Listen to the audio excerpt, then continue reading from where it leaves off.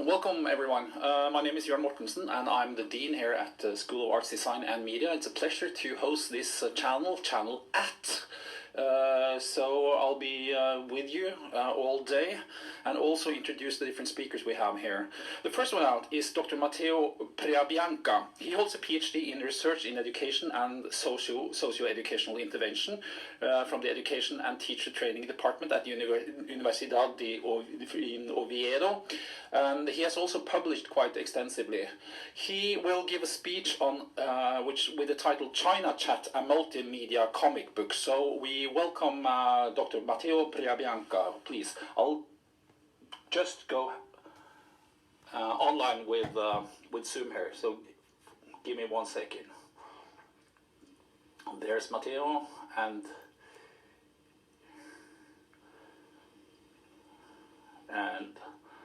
there we are.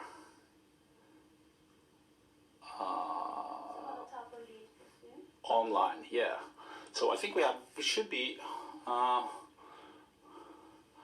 online now. Okay. So here we are. Please, Dr. Preabianca, it's your turn. So it's your gig, please. Hi everybody. Hi. Hi. So today I will talk about my new project that is it's called China Chat, and it was a project that started during my period in China as a lecturer, and I was there in a very interesting time because I was there at the beginning of the Hong Kong protest, and I was exactly in Hong Kong when it happened. And then I was in Wuhan when it started all the virus breakout. So, and then I thought that is like a very interesting opportunity to create something about art.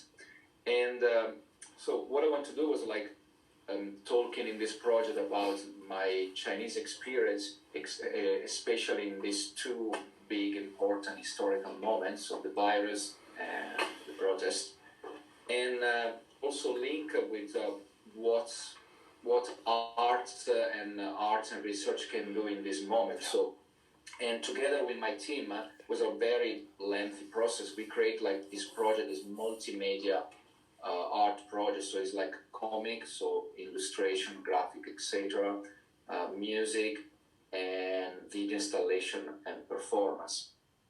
And after 6 months, when we decide to know what we can do with all this material, we decide to do something quite unusual for our period. We say, okay, everything now is online.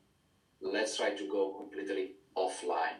Completely maybe it's too much, but 90% we try to go completely offline for this project. I will share a screen to see what we're talking about. So this is like the, can you see it? No problem, no. Forgot to share it. Let me see. Okay. Yeah, now it should be fine. Okay, thanks.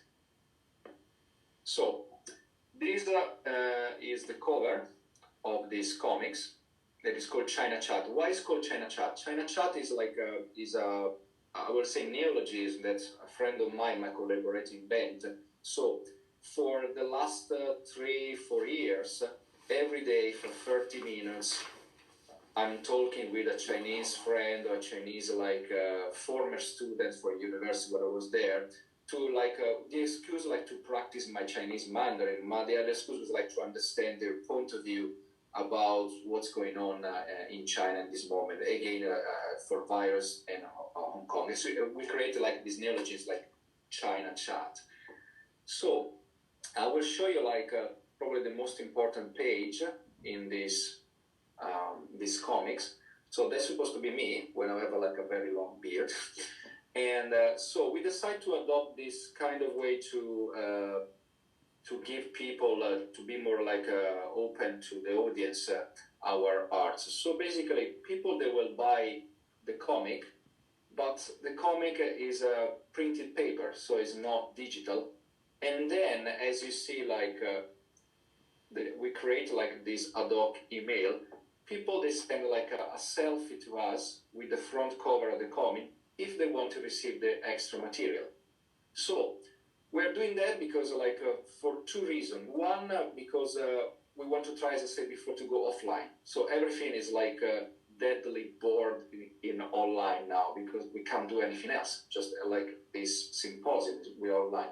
And the other one, like we try to make a statement, like a thought-provoking statement. Try to don't use the conventional social media and social services. So, like for example, YouTube, or for music, Spotify. So we're trying to avoid to use this. So to create like a very unique art project. So it's this comic is only like 2,000 copies, and that's it.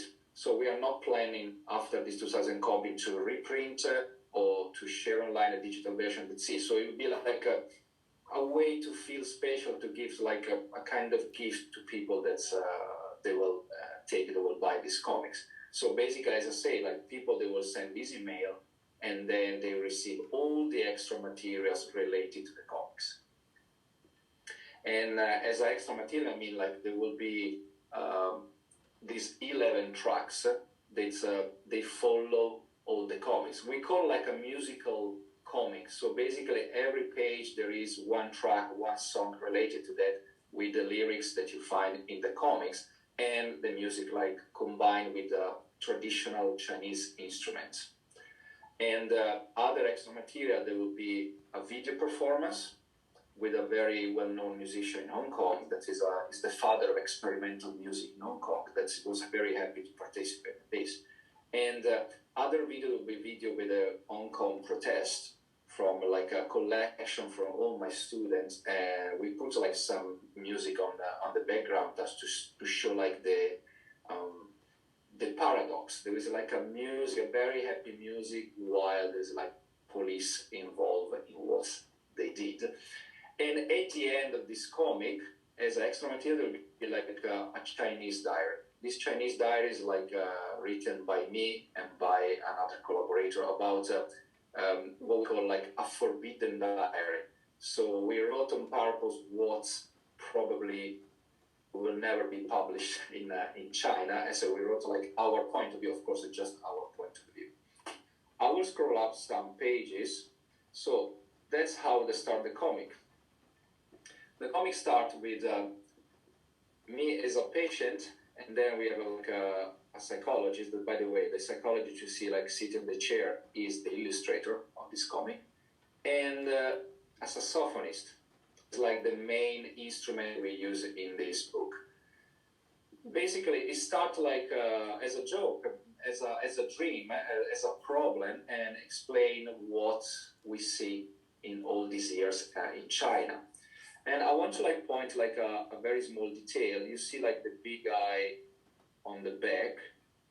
So this big eye actually is a real murals that you find in the city of Hangzhou, so in China southeast, relatively nearby to Shanghai.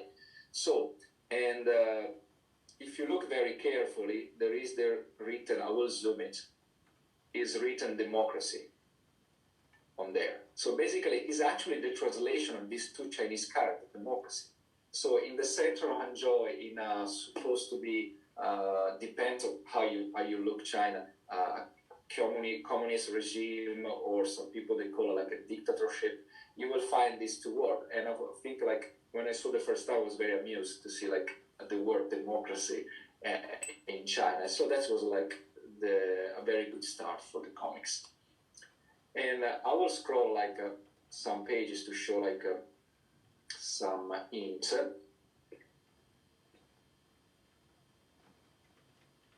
So this one is another excerpt from the comics, and was like another fun aspect living in China. So no matter what time and which day I take the plane, so I used to do like a back and forth from this Hangzhou city close to Shanghai to Hong Kong, because I was working in these two universities, and every time was cancelled the flight.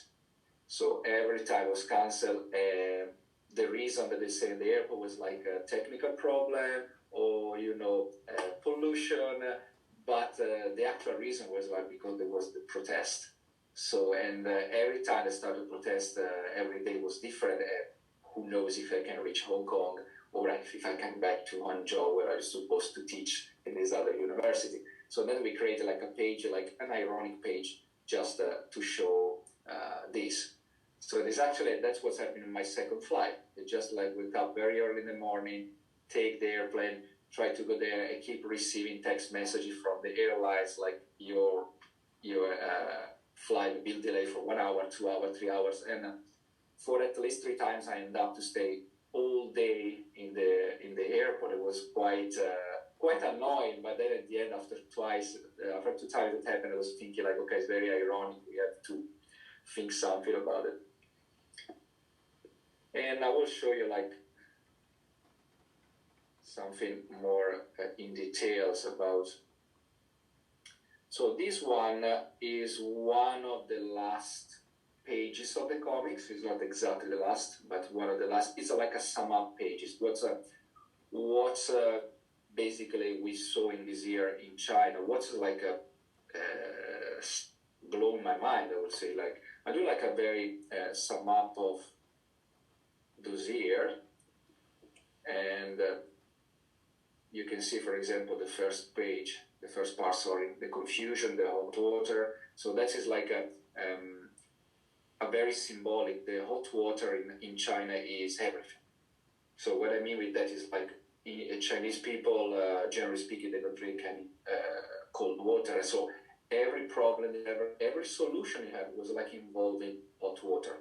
So that's like it's very symbolic to put in this comic because even when there was people very stressing during the protest, there was some people, especially like elder Chinese, they say like, oh, just drink hot water and everything will be fine. And then I will ask you, please, John, if you can play the track that I sent you before in my Google Drive, please. That is actually like related to these pages. Thanks.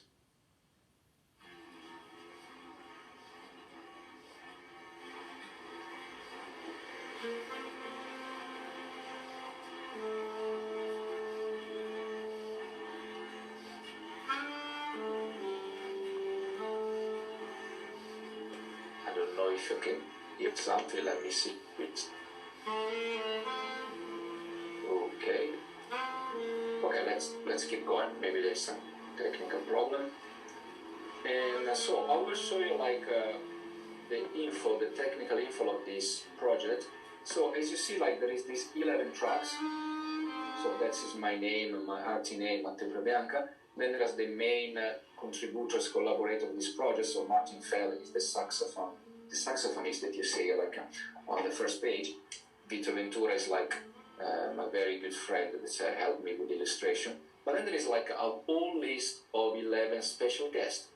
These guests, if you're into music, especially like underground music scene, they're very well-known musicians all over the world. They're like most of them friends of mine. That's when I expect this project, they were very happy to help me. And not just as a hook to promote better the project and send all over the world. By the way, as I said before, like it's like only 2,000 copies. These 2,000 copies, they are like distributed in 50, 60 special stores all over the world. Unfortunately, I don't have no stores in Norway, but you'll find like in the US, in Canada, in Hong Kong also, Singapore, Australia, basically more or less all the English-speaking countries.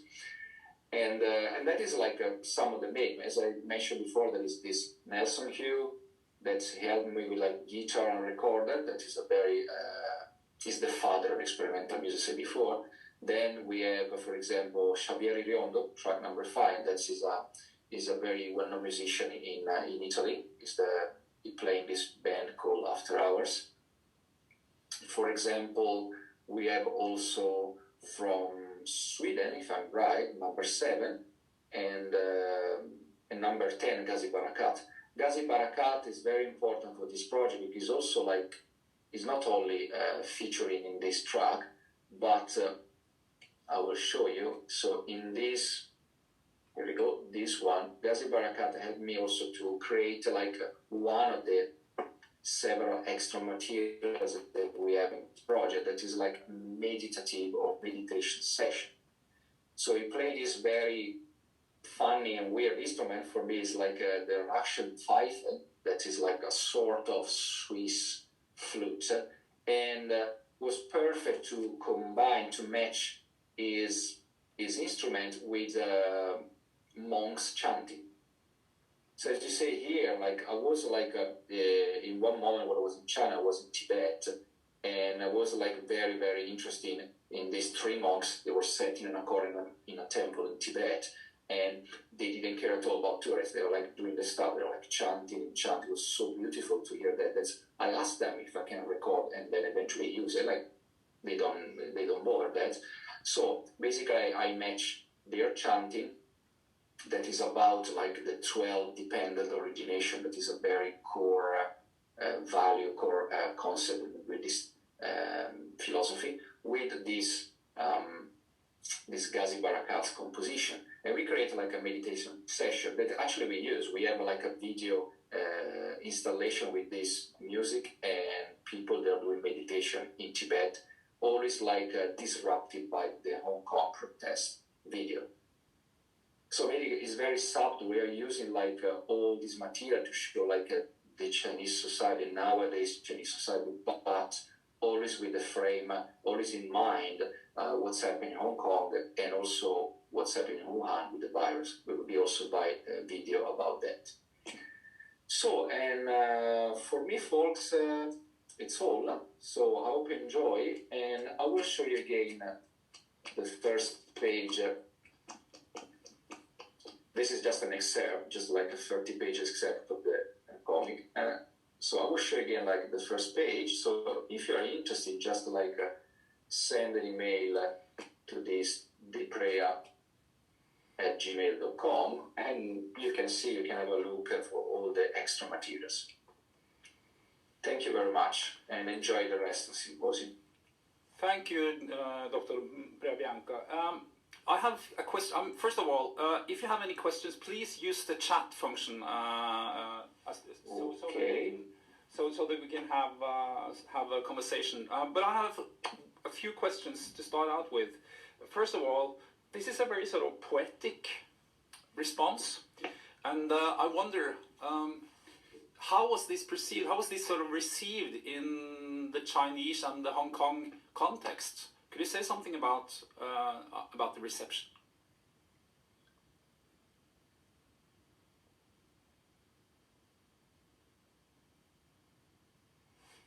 Maybe you didn't hear me. Matteo?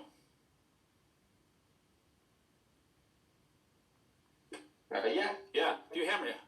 Okay. We have some technical issues here, but listen, I'm just saying that we really would want to have some questions and comments on the chat function. But first of all, I just wonder how this is a very sort of poetic response both to the riots and also to the Corona situation. How was this format, this sort of very poetic format with music, comics, etc.? How was that received in the Hong Kong context and in Chinese context? Could you say something about that?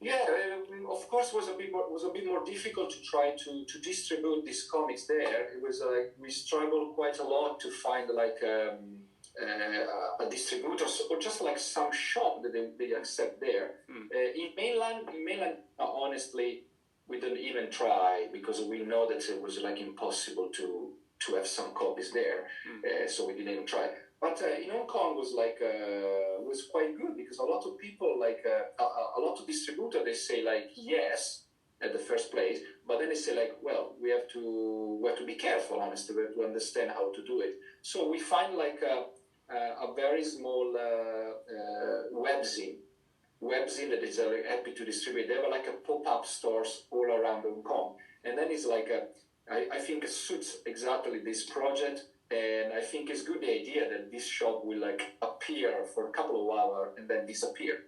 So I think it's exactly suits these comics, and of course because it's a webzine and our project want to be almost all offline, we ask them, is it possible to not have a digital copy?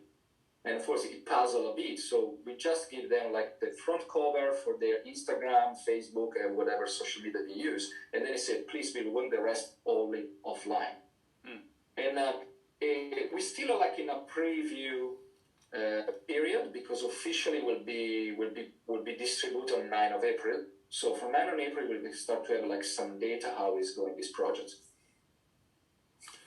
What would you say about the fact that you chose? I mean, it's not very activistic. It is very poetic. It's so the sort of the response is using art and sort of a poetic language as a response. That was made on purpose, right? I mean, it is obviously a political impact here, but it's also sort of an artistically and aesthetically impact. How did you sort of balance between the aesthetic and the poetic element and the political element? Okay, we try to create maybe not like a very gentle balance among all these aspects that you mentioned, but we try to create some disruptive element. As I said before, like when there is for example, when there is the video of the meditation session, you feel like you see like these monks and you hear this beautiful, relaxing music. But at a certain point, there will be like 2-3 seconds frame where you see like the protest, where you see the virus that happened. So, and together with like in my team, we have like a neuroscientist that help us to understand exactly where we should insert this kind of disruptive element to try to stuck in people's mind. So we study exactly that. When we didn't put a random, we say like, oh, when we should put this in order that people remember what's happened on this time. Then we start to put that in a gentle way, but of course, like when there is like a disruptive element, can't be so gentle. Yeah, but that's still the disruptive elements they're also kind of aesthetic elements. I mean, obviously they have a political dimension, but they're. I mean, I can think of them as aesthetic sort of. Well, how should I use it?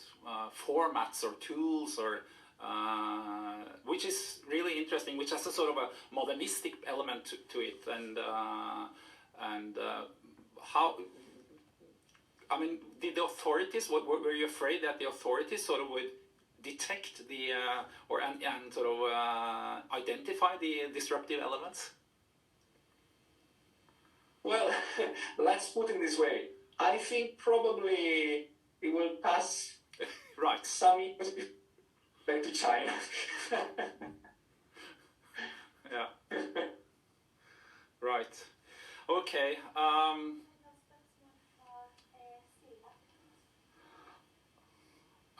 Ska vi se. I'm just 1 second here. I'll just see if you have any questions.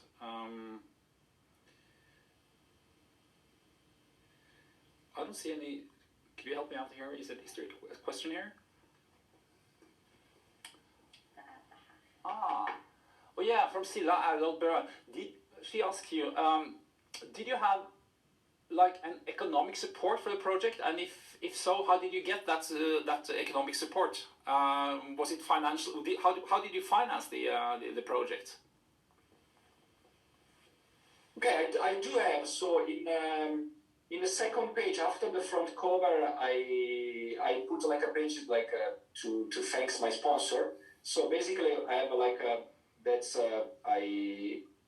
for our like disclosure contract. I have this. I can't say the name, but I have like a famous Italian writer that he really loved this project. Like, don't worry, I will sponsor that. And of course, then we have also a publisher for the comic that is a publisher based in France that is called Bambalam. That is like basically the guy that set up everything for distribution, promotion, etc. But you have been working in China for some time, and you have contacts. What kind of sort of conditions is necessary to work in that context? Right now, that is the reason why I'm not based right now in China. I'm in Scotland now, because right now is basically impossible as a foreigner to come back to China.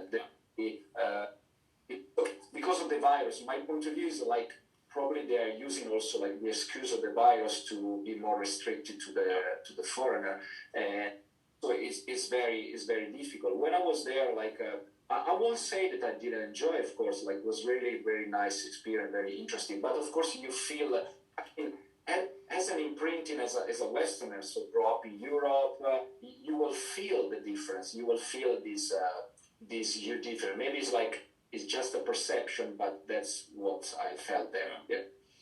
Any plans for going back in when it is possible? Yes, I should come back because otherwise my university fire me in China. Okay, I think we should call it the end. Thank you very much, Dr. Parabianco, and for a very interesting and good talk, and it's both thought-provoking and also very poetic. So thanks a lot, and thanks for taking part in ARAC. Thank you very much for this opportunity. See you. See you. Bye bye.